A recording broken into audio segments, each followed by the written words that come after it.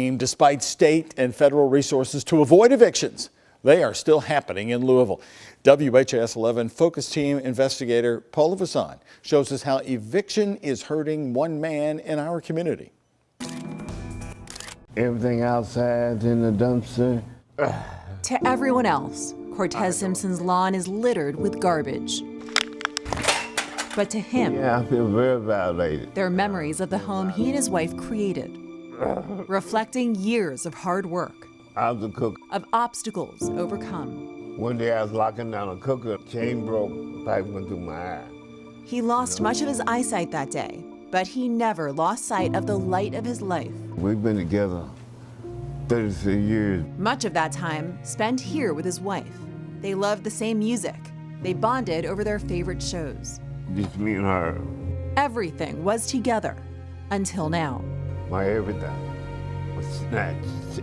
After he and his wife, both in their 70s, spent weeks at the hospital. First she went to the hospital with pneumonia. She's still recovering. He suffered a heart attack and now confronts a new diagnosis. I've been diagnosed with bladder cancer, so It's been a series of blows, he says, but the ultimate one came when he returned to the place he and his wife have shared for 12 years.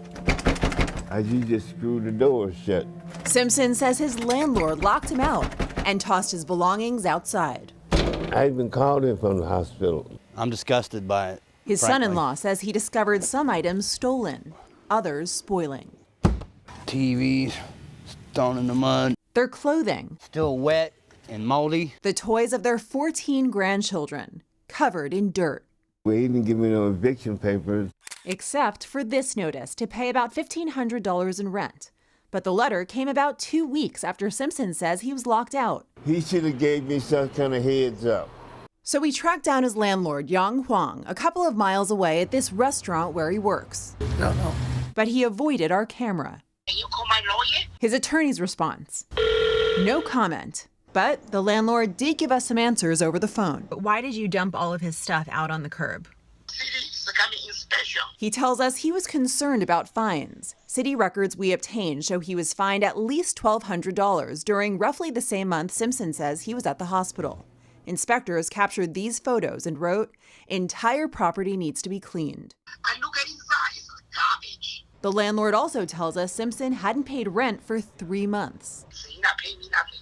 I've never missed a payment on rent. But he doesn't have evidence of those payments. Simpson tells us he always paid in cash and never got receipts from his landlord, who took some action following our demands for answers.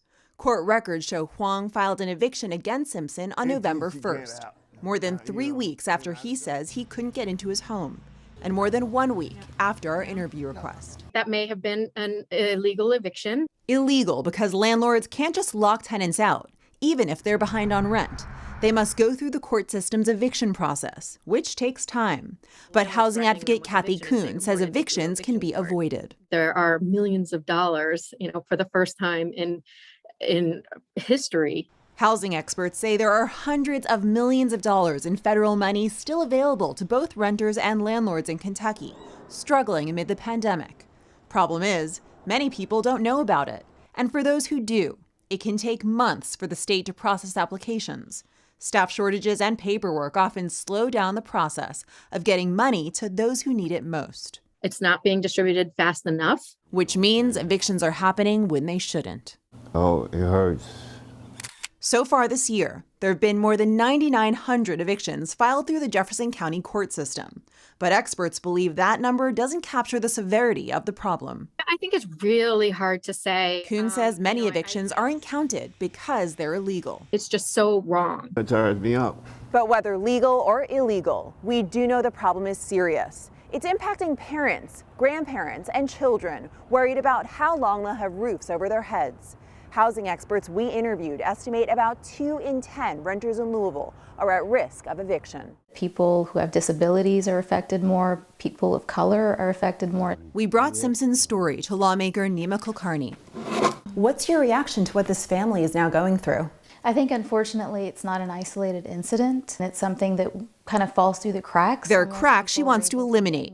If passed, her legislation would prohibit landlords from discarding their tenants' belongings without giving at least 2 weeks' notice. She hopes it would allow renters to recover their possessions.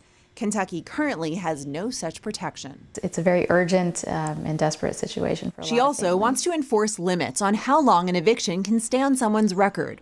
Right now in Kentucky, if you have an eviction on your record, it's there forever, even if the case was dismissed. And you have to kind of start over. It can lead to a lifetime of housing insecurity and homelessness. It's terrifying. It is. Simpson has no hope of recovering his belongings. My winter stuff is in there. All her stuff is over there. You don't deserve this. He says he didn't just lose a home, but a piece of himself. Feel like a part of me is gone.